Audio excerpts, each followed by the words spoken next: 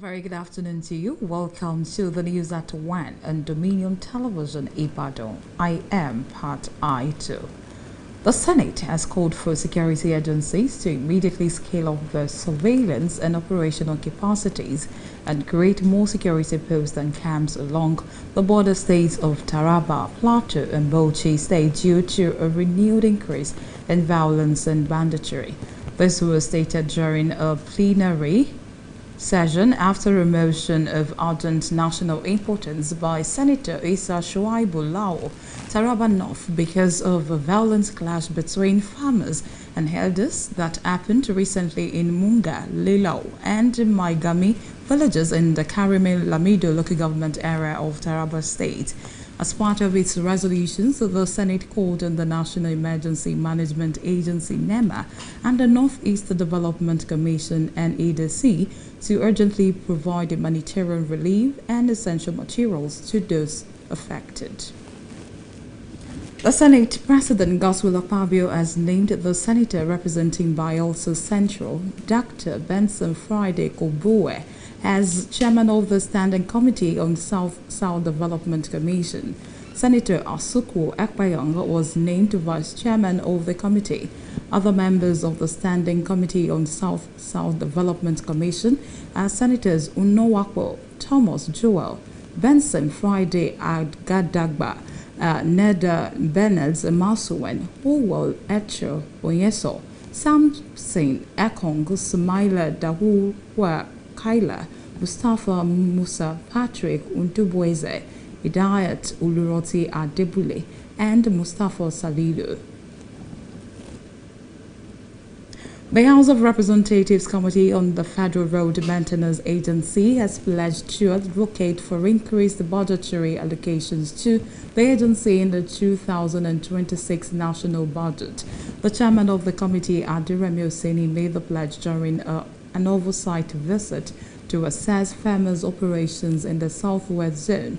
Speaking in Ilorin, Kwara State, Oseni decried the poor state of roads across the country, attributing the deterioration largely to chronic underfunding.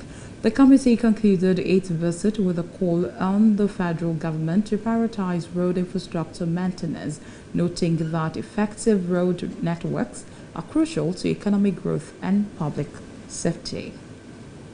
Now to education, the West African Examinations Council (WAEC) has provided an official explanation following public outcry over students who write in the English language WASC paper late in the night in parts of Nigeria. Candidates in Oyo, Ogun, Benue, Osun, and other states were forced to write the English language paper in darkness due to the late arrival of examination materials. However, in a statement issued by its spokesperson Moyosola Additional, WAEC said the delay was the result of deliberate security and logistical measures aimed at preventing the leakage of examination materials and safeguarding the credibility of the test. Oyo State's Governor Engineer Seyi Makinde has handed over 31 various medical equipment to the management of the Ring Road State Hospital at Adeoyo, Ibadan. The governor said that the delivery of the equipment was in line with his administration's vision to elevate specialist hospitals like the Ring Road State Hospital to the standard of university teaching hospitals in the area of training and healthcare delivery through the provision of necessary medical equipment, which will aid the delivery of sound medical service to residents of the state. The executive assistant to the governor administration, Reverend Idowu Gedengbe, who represented the governor, stated that the equipment delivered to the hospital were of the best quality and were carefully selected to ensure that the rudiments and other consumables were available and affordable. On the foreign scene, a South African woman convicted of kidnapping and trafficking a 6-year-old daughter has been sentenced to life in prison, along with her 2 accomplices. The jail term for Rachel Kelly Smith, her boyfriend Jacques Apollos, and her friend Saveno Van Rieند comes more than a year after Jocelyn Most Smith mysteriously disappeared outside her home in South Southern Bay near Cape Town. The sentencing follows a 6-week trial that captivated South Africa, with witnesses and prosecutors making a number of shocking allegations. United States Secretary of State Marco Rubio has announced that the United States will start aggressively revoke visas of Chinese students, including those with connections to the Chinese Communist Party or studying in critical fields. In a statement, Rubio said the State Department will also revise visa criteria to enhance scrutiny of all future visa applications from China and Hong Kong. President Donald Trump's administration has sought to ramp up deportations and revoke student visas as part of a wide-ranging effort to fulfill its hard-line immigration agenda. Australia's Defense Minister Richard Marles will meet with his United States and Japanese counterparts at an Asian Security Forum in Singapore, the first trilateral talk since elections in Australia. The Trump administration took office. Marles will attend the Shangri-La Dialogue, Asia's premier security forum, from the 30th of May to 1st of June, making his first foreign visit since the left Labour government won an increased majority in national elections this month. Defense ministers, senior military and security officials, and diplomats from around the world are expected to attend the summit. And in sport, Bayern Munich have signed German international defender Jonathan Tah on a free transfer from Bayer Leverkusen. The 29-year-old has signed a 4-year deal which will keep him in Munich until 2029. Tah spent a decade of Leverkusen, winning an unbeaten league and cup double in 2023-2024. He told Leverkusen he would not be extending his contract beyond 2025 and was given a big farewell at his last home game in May. You can visit our website at www.dominion.org.ng to watch us live and interact with us. You can also follow us across our social media platforms, Facebook, Instagram, TikTok, YouTube, and LinkedIn at Dominion Cast, and on X, Dominion Cast. And that was the news at 1 on Dominion Television. I am Pat Aito. Thank you so much for watching. Good afternoon.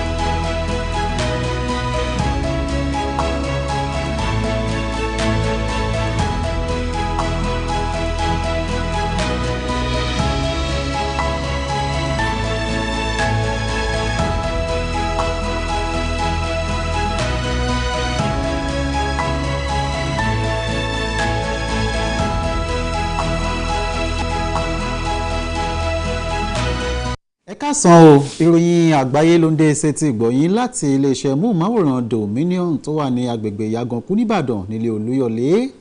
Abọ́ládé Sodiq Abíọ́lá lórúkọ mi. Ilé ìgbìmọ̀ aṣòfin àgbà ilẹ̀ yìí ti ké sí iléeṣẹ́ aláàbò gbogbo nílẹ̀ Nàìjíríà láti túbọ̀ jáwé sóbì sánsòkòtò wọn gíríkólẹ̀ lójúnà àti jẹ́ kí okùn ètò ààbò gbópọn nílẹ̀ yìí. Bákan náà ni wọ́n gbà wọ́n lámọ̀ràn láti pèsè àwọn aláàbò sí àwọn ibùsọ̀ àti àwọn ìpàgọ́ gbogbo tó wà ní ẹnu ààlà tó wọ ìpínlẹ̀ Taraba, ìpínlẹ̀ Plateau, ìpínlẹ̀ Bauchi látàrí rògbòdìyàn tuntun míì eléyìí tó súyọ láwọn agbègbè ọ̀hún. Ọ̀rọ̀ yìí ló jẹyọ níbi ìjókòó ilé ìgbìmọ̀ asòfin àgbà ilẹ̀ yìí tó wáyé lánàá òde yìí lákòókò tí aṣòfin àgbà tó ń sojú ẹkùn ìdìbò àárín gbùngbùn ìpínlẹ̀ Taraba, Sẹ́nítọ̀ Isa Suhaibu Lau tó pe ìpàdé pàjáwìrì lórí wàhálà àti rúgúdù ọ̀tún míì tó tún bẹ́lẹ̀ láàrin àwọn àgbẹ̀ àti àwọn afurasí darandaran ní abúlé Mungalalao àti Maigami tó wà ní ìjọba ìbílẹ̀ Karim Lamido ní ìpínlẹ̀ Taraba. Bákan náà ní ilé aṣòfin àgbà ilẹ̀ yìí tó ké sí àjọ tó ń jígìrì síṣẹ̀lẹ̀ pàjáwìrì lórílẹ̀‐èdè Nàìjíríà NEMA àti ìgbìmọ̀ tó ń mójútó ìdàgbàsókè ìlà oòrùn àríwá orílẹ̀‐èdè yìí láti tètè pèsè ohun ìtura fún àwọn èèyàn tó fi ara gbá níbi làásìgbò tó ń ti rúgúdù eléyìí tó wáyé láwọn agbègbè ọ̀hún. Ẹ̀wẹ̀, olórí ilé ìgbìmọ̀ asòfin àgbà ilẹ̀ yìí Sẹ́nítọ̀ Godswill Akpabio ti dárúkọ aṣòfin àgbà tó ń sojú ẹkùn ìdìbò àárín gbùngbùn ìpínlẹ̀ Bayelsa ọ̀mọ̀wé Benson Friday Kòǹgbówè gẹ́gẹ́ bí alága tí ó mọ̀ délé fún ìgbìmọ̀ tí mójútó ìdàgbàsókè ẹkùn gúúsù ilẹ̀ yìí. Bákan náà ló tún dárúkọ Sẹ́nítọ̀ Azuko Empiyong gẹ́gẹ́ bí igbákejì alága ìgbìmọ̀ ọ̀hún. Àwọn sẹ́nítọ̀ tó kù tí wọ́n wà nínú ìgbìmọ̀ náà lára wọn ni Sẹ́nítọ̀ Onowaku Thomas Joel, Sẹ́nítọ̀ Benson Friday Agadaga, Sẹ́nítọ̀ Nida Benas Imazue, Sẹ́nítọ̀ Orwell Iyacho Onyeozo, Sẹ́nítọ̀ Samson Ekong, Sẹ́nítọ̀ Zamaila Dahuwa Kaila, Sẹ́nítọ̀ Mustapha Musa, Sẹ́nítọ̀ Patrick Ndubueze, Sẹ́nítọ̀ Idiat Olórántí Adébúlé tó fi mọ́ Sẹ́nítọ̀ Mustapha Zaliu. Ìgbìmọ̀ tó mójútó kò kárí àjọ tó ń tún àwọn ojú ọ̀nà ṣe nílẹ̀ wa Nàìjíríà nílé ìgbìmọ̀ aṣojú-ṣòfin ilẹ̀ yìí ti jẹ́jẹ́ gbígbèrè fún àlékún owó fún àjọ ọ̀hún tí wọ́n pè ní àjọ VAMA látàrí bí wọ́n ṣe wòye pé ọ̀dà owó awolókùndà àjọ náà lójúnà àti iṣẹ́ ìríjú wọn lórílẹ̀‐èdè yìí. Wọ́n wá fikún pé àwọn ò rí dájú wípé àlékún owó gun owó àbá ètò ìṣúná àjọ ọ̀hún nínú àbá ọdún 2026. Èyí tó jẹ́ alága ìgbìmọ̀ náà Adérẹ̀mí Òsénì ló jẹ́jẹ́ ọ̀rọ̀ yìí lákòókò tó ṣe àbẹ̀wò sí àwọn iṣẹ́ àkànṣe àtúnṣe ojú ọ̀nà tí àjọ FAMA ń ṣe lọ́wọ́ lápá ìwọ̀ oòrùn gúúsù orílẹ̀-èdè Nàìjíríà. Bákan náà nígbà tó ń sọ̀rọ̀ nílùú Ìlọrin tí ṣe olúùlú ìpínlẹ̀ Kwara, Òsénì fi àìdùnnú hàn lórí ipò ìdẹnukọlẹ̀ àti ipò páńpẹ́ tí ọ̀pọ̀lọpọ̀ ojú ọ̀nà wà lórílẹ̀‐èdè Nàìjíríà. Ó wá di ẹ̀bi ìṣẹ̀lẹ̀ náà ru àìrí owó gbọ́ bùkátà àjọ FAMA tó láti máa ṣe àwọn àtúnṣe àwọn ojú ọ̀nà ọ̀hún ní àkókò tó yẹ. Ó wá rọ ìjọba àpapọ̀ láti mú ti ṣe àwọn amáyédẹrùn lọ́kùnkúndùn fún ìjọba àpapọ̀ lẹ̀ yìí pàápàá jùlọ àwọn ojú ọ̀nà ńláńlá tí ń bẹ lórílẹ̀‐èdè Nàìjíríà fún ìdàgbàsókè ọrọ̀ ajé àti ààbò aráàlú. Àjọ tó mójútó ìdánwò àṣekágbá ilé ẹ̀kọ́ girama àgbà níwọ̀ oòrùn ilẹ̀ adúláwọ̀ WAEC ti pa bìyàbìdún ọ̀rọ̀ lórí awuyewuye tó súyọ lákòókò tí àwọn akẹ́kọ̀ọ́ kan tí wọ́n ń ṣe ẹ̀kọ́ èdè Gẹ̀ẹ́sì ń kọ ìdánwò ọ̀hún láwọn ìpínlẹ̀ kan lórílẹ̀‐èdè wa Nàìjíríà. Ìròyìn fìdí ẹ̀ múlẹ̀ pé inú òkùnkùn bírímù ó ní ọ̀pọ̀ àwọn akẹ́kọ̀ọ́ tó ṣe ìdánwò WAEC ti ẹ̀kọ́ Gẹ̀ẹ́sì ní ìpínlẹ̀ Ọ̀yọ́, ìpínlẹ̀ Ògùn, ìpínlẹ̀ Benue, ìpínlẹ̀ Ọ̀ṣun àti àwọn ìpínlẹ̀ míì kọ ìdánwò ọ̀hún lánàá òde yìí. Ní báyìí ẹni tó jẹ́ agbẹnusọ fún àjọ WAEC lórílẹ̀‐èdè wa Nàìjíríà Mọ́yọ̀sọ́lá Adéṣínà ti á ṣàlàyé pé níṣe ni àjọ WAEC mọ̀ọ́mọ̀ pẹ́ dé àwọn ilé ẹ̀kọ́ tí wọ́n ti kọ ìdánwò ọ̀hún o lẹ́yìn tí wọ́n kẹ́fín pé ó ṣeé ṣe kí àwọn ọ̀bàyéjẹ́ kan tí wọ́n jẹ́ onímàgòmágó ìdánwò ti náwó gan àwọn ìwé ìdánwò ọ̀hún kó tó di pé wọ́n kó ìdánwò dé àwọn ibi tí àwọn akẹ́kọ̀ọ́ yóò ti ṣe ìdánwò ọ̀hún. Gómìnà ìpínlẹ̀ Ọ̀yọ́ Abíọ́dún Ṣèyí Mákindé ti kó àwọn irinṣẹ́ ìgbàlódé tó tó bíi 21 fún ilé ìwòsàn ńlá ti ìpínlẹ̀ Ọ̀yọ́ Adé-Ọ̀yọ́ tó wà ní agbègbè Ring Road nílùú Ìbàdàn tí í ṣe olúìlú ìpínlẹ̀ yìí. gómìnà jẹ́ ó di mímọ̀ wípé àwọn èròjà irinṣẹ́ ọ̀hún iná ni ìjọba ọ̀hún kó sílẹ̀ o nínú ìgbìyànjú àti akitiyan láti jẹ́ kí ilé ìwòsàn ńlá ti ìpínlẹ̀ Ọ̀yọ́ tó wà ní agbègbè Ring Road lè fi ẹ̀gbẹ́kẹ̀gbẹ́ pẹ̀lú àwọn ilé ìwòsàn ńlá ìkọ́ṣẹ́ ìṣègùn ifáfitì tó kù gbogbo lórílẹ̀‐èdè wa Nàìjíríà lójúnà àti mójútó ìkọ́ṣẹ́ ọwọ́ àti ìrónilágbára fún àwọn olùtọ́jú aláìsàn àti àwọn oníṣègùn òyìnbó tó fi mọ́ pípèsè ìtọ́jú eléyìí tó múnádóko fún àwọn aráàlú. Ẹni tó jẹ́ olùdámọ̀ràn pàtàkì àgbà fún gómìnà Ṣèyí Mákindé lẹ́ka ètò ìlera ẹni ọ̀wọ̀ Ìdòwú Ògèdèǹgbé tó sojú gómìnà níbi ètò ìyọ̀ǹda àwọn irinṣẹ́ náà fún ilé ìwòsàn ńlá tó wà ní agbègbè Ring Road ó di mímọ̀ wípé ìjọba alábẹ́ ìṣàkóso Ṣèyí Mákindé kò ní tẹ̀tì láti rí dájú wípé ètò ìlera eléyìí tó gbọ̀ngbọ́n òun náà ni àwọn aráàlú ń jẹ àǹfààní àti wípé ó fẹ́ kí àwọn ilé ìwòsàn gbogbo tó jẹ́ ti ìjọba ní ìpínlẹ̀ Ọ̀yọ́ kí wọ́n lè dìdelẹ̀ kí wọ́n lè ṣe tọ́ka sí gẹ́gẹ́ bí ilé ìwòsàn ìgbàlódé èyí tó lè figagbága pẹ̀lú àwọn ilé ìwòsàn ńláńlá tó kù jákèjádò àgbáńlá ayé. Ẹ̀wẹ̀ láti ilẹ̀ òkèèrè lọ́hùn-ún arábìnrin kan tó jẹ́ ọmọ bíbí orílẹ̀-èdè South Africa àti àwọn méjì míì ni wọ́n ti dájọ́ ẹ̀wọ̀n gbére fún báyìí o lórí ẹ̀sùn ìjínigbé àti fífi ẹ̀yìn pọn ọmọ bíbí inú rẹ̀ ọmọbìnrin ọmọ ọdún 6.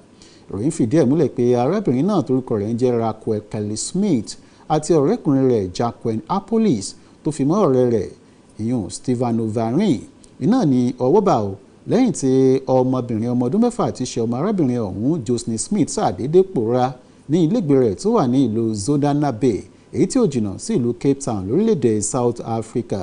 Ní báyìí lẹ́yìn ọ̀sẹ̀ 6 tí ẹjọ́ ọ̀hún ti wà ní ilé ẹjọ́ pẹ̀lú àwọn ẹlẹ́rìí ọ̀kan òjọ̀kan àti àwọn agbèfọ́ba tí wọ́n ṣàlàyé pé lóòótọ́ iná ni ó dájú sáká wípé arábìnrin ọ̀hún ló jí ọmọ náà gbé tó sì sọ ọmọ náà di owó. Ní báyìí wọ́n ti á pé kí arábìnrin yìí àti àwọn èèyàn méjì ọ̀rẹ́kùnrin rẹ̀ àti ọ̀rẹ́kùnrin rẹ̀ kí wọ́n máa lọ sí ẹ̀wọ̀n gbére. Akọ̀wé ìjọba ilẹ̀ Amẹ́ríkà Marco Rubio ti kéde yáyáyáyá wípé ìjọba ilẹ̀ Amẹ́ríkà ti ṣetán o láti gba ìwé ìrìnnà lọ́wọ́ àwọn akẹ́kọ̀ọ́ orílẹ̀-èdè China kan ní tipátipá pẹ̀lú bí wọ́n ti kẹ́fín pé púpọ̀ nínú àwọn akẹ́kọ̀ọ́ ọ̀hún ni wọ́n ní òun ṣe pẹ̀lú ẹgbẹ́ òṣèlú tó wà ní ìjọba lórílẹ̀‐èdè China ìyẹn CPP. Nínú àtẹ̀jáde tí Rubio fi léde ló ti jẹ́ ó di mímọ̀ wípé ìjọba ilẹ̀ Amẹ́ríkà tó ti ṣetán o láti mú àtúntò àti àyípadà bá ìlànà gbígba ìwé ìrìnnà sílẹ̀ Amẹ́ríkà láti orílẹ̀‐èdè China àti ìlú Hong Kong láti rí dájú wípé àwọn kò fi ààyè gba àwọn èèyàn tí ìṣàkóso ààrẹ Donald Trump fàjùrò sí nínú ìṣàkóso rẹ̀.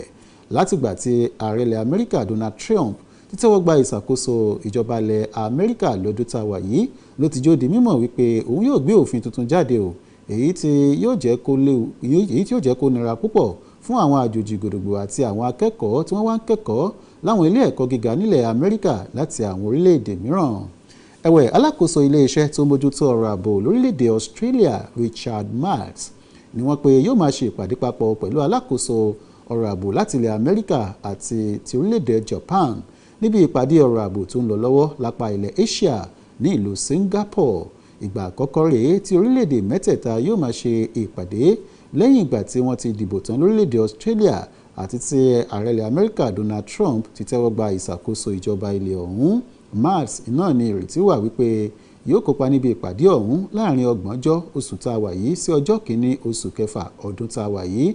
Bákan náà wọ́n wá fi kún pé lẹ́yìn tí wọ́n ti dìbò gbogbogbò ní orílẹ̀-èdè Australia ìgbà àkọ́kọ́ rèé tí alákòóso iléeṣẹ́ ààbò wọn yóò máa rìnrìn àjò lọ rèé ṣèpàdé kópa pẹ̀lú àwọn aláàbò láti orílẹ̀-èdè mìíràn. Àwọn lọ́gàálọ́gàá lẹ́ka iléeṣẹ́ aláàbò gbogbo tó fi mọ́ àwọn olórí iléeṣẹ́ ọmọ ogun iná ni wọ́n pé wọn yóò péjú pésẹ̀ o síbi ìpàdé ọ̀hún jákèjádò àgbáńlá ayé. Ìròyìn lẹ́ka eré ìdárayá ikọ̀ ẹgbẹ́ agbábọ́ọ̀lù Bayern Munich lórílẹ̀‐èdè Germany ti kéde pé àwọn ti tọwọ́ bọ ìwé àdéhùn pẹ̀lú agbábọ́ọ̀lù ọmọ bíbí orílẹ̀‐èdè Germany tó jẹ́ agbáwọ̀ ẹ̀yìn Jonathan Tah pẹ̀lú àdéhùn ọdún 4 láti inú ikọ̀ ẹgbẹ́ agbábọ́ọ̀lù Bayern Leverkusen. Àdéhùn ọlọ́fẹ̀ẹ́ ni wọ́n pé Jonathan Tah gbà wọnú ikọ̀ ẹgbẹ́ agbábọ́ọ̀lù Bayern Munich lákòókò tá a wà yìí. Ẹni ọdún 29 iná ni Jonathan Tah kó tó tọwọ́ bọ ìwé àdéhùn ọlọ́dún 4 pẹ̀lú ikọ̀ ẹgbẹ́ agbábọ́ọ̀lù Bayern Munich ní ìlú Munich. Ìrètí wà wípé ọdún 2029 ó náà ni àdéhùn ọ̀hún yóò tó tẹnu bodò. Jonathan Tah ló lo ọdún 10 nínú ikọ̀ ẹgbẹ́ agbábọ́ọ̀lù Leverkusen tó sì jẹ́ kó yé wọn wípé òun kò ní tọwọ́ bọ ìwé àdéhùn mìíràn tí àdéhùn ọ̀hún bá ti parí lọ́dún 2025. Jonathan Tah iná ló gba líìgì orílẹ̀-èdè Germany pẹ̀lú bí ikọ̀ ẹgbẹ́ agbábọ́ọ̀lù Bayern Munich pẹ̀lú ikọ̀ ẹgbẹ́ agbábọ́ọ̀lù Leverkusen kò ṣe fìdí rẹmi ní sáà 2023-2024. ní báyìí ó ti wá juwọ́ sí gbogbo àwọn olólùfẹ́ ikọ̀ ẹgbẹ́ agbábọ́ọ̀lù Leverkusen táwọn náà sì ṣe ètò ìkẹyìn fún nínú ikọ̀ ẹgbẹ́ agbábọ́ọ̀lù ọ̀hún.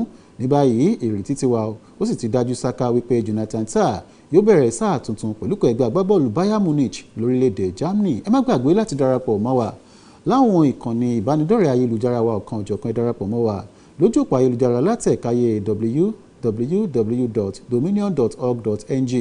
bákan náà lẹ́tún lè darapọ̀ mọ́ wa ní ìkànnì ìbánidọ́rẹ̀ẹ́ ojú àwòlá òfin gbọ̀bẹ̀ Facebook àti ojú òpó aláwòrán Instagram tí mọ́ ìkànnì ìbánidọ́rẹ̀ẹ́ TikTok àti ojú òpó alóhùn láwòrán YouTube pẹ̀lú àpèjúwe @dominioncast.